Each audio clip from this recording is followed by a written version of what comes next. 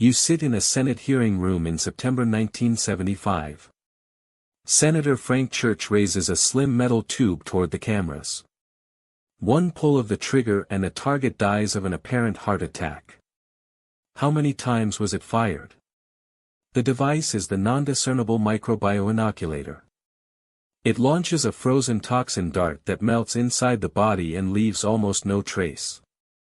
You watch the committee members pass it hand to hand. What else remains hidden in the same vault? CIA Director William Colby admits the agency kept shellfish toxin after Nixon ordered its destruction in 1970. You hear the violation stated under oath. Why was the order ignored and who approved the stockpile? The gun was designed to simulate natural cardiac arrest. No bullet, no incision, just a minute puncture that vanishes. You realize the target never knows the attack occurred. What deaths were quietly written off as heart failure? Committee staff display the weapon on national television. Reporters scramble for notes while cameras roll. You sense the room shift from routine oversight to open confrontation. How far will the disclosures go before the doors close again? The Church Committee also documents CIA plots against Castro and Lumumba. Assassination planning is no longer rumor but official record. You follow the timeline of memos and failed attempts. Where do the paper trails end? Colby testifies the toxin dart leaves no forensic signature once it dissolves. Pathologists would record only a heart attack.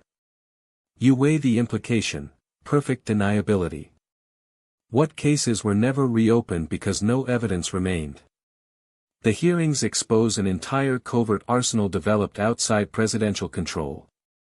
You watch senators demand inventories that Colby cannot fully supply. How many other weapons still sit in unmarked crates? Public testimony ends. The committee returns to closed session. You are left with the image of the gun and the unanswered question of its use. The record stops there. What files were never shown? You sit in the sealed room as Colby describes the non-discernible microbioinoculator. Engineers at the CIA's technical services staff designed it years earlier.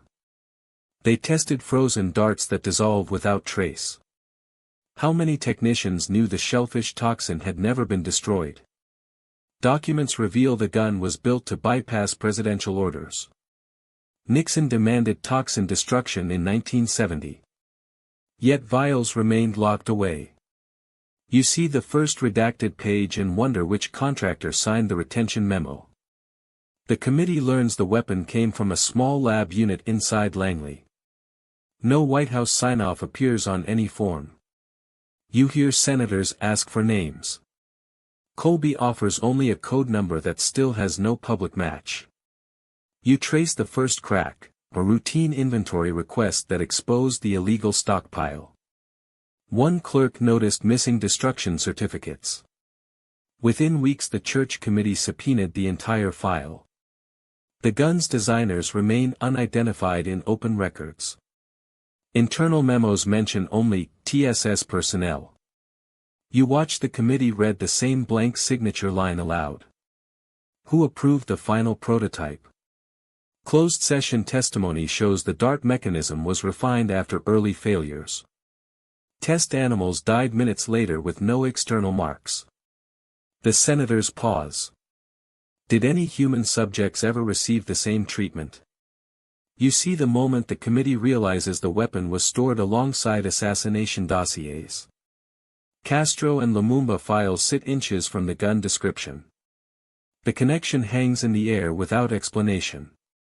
One scientist's memo surfaces. It warns that the toxin could be traced if the dart was not perfectly frozen. The committee notes the warning but finds no follow-up report.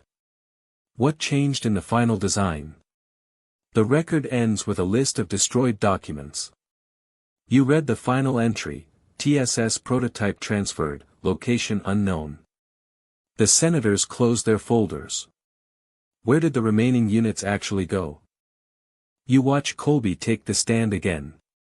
He confirms the agency kept the shellfish toxin after Nixon's order. The dart gun was meant to deliver it without a trace.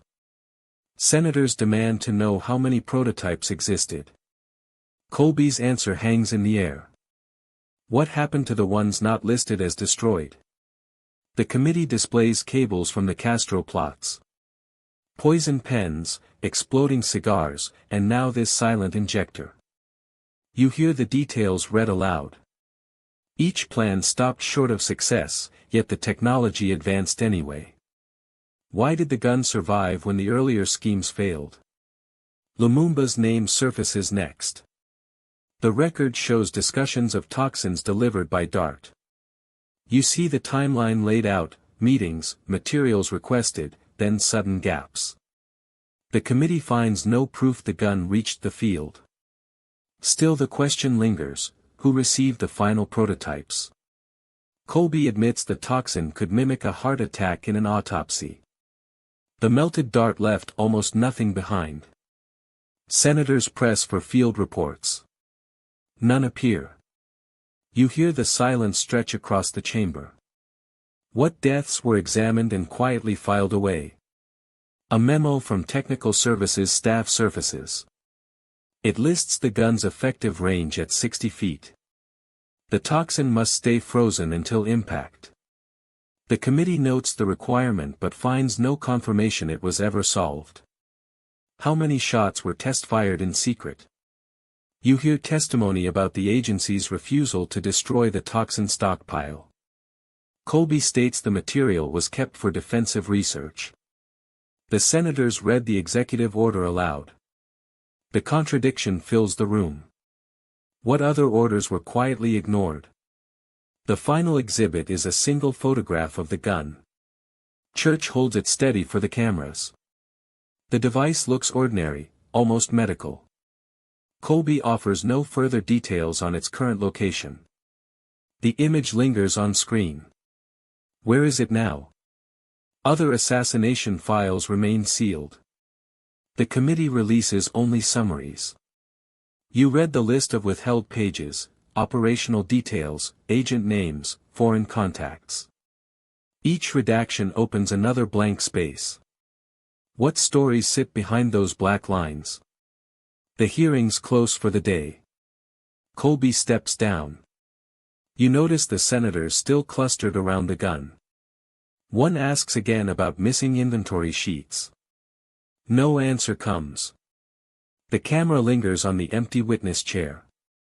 What walked out of the room with the records? The empty chair faces the committee table. You watch the senators pass the nondiscernible microbioinoculator between them. Its barrel points at the ceiling. Church turns it over once more.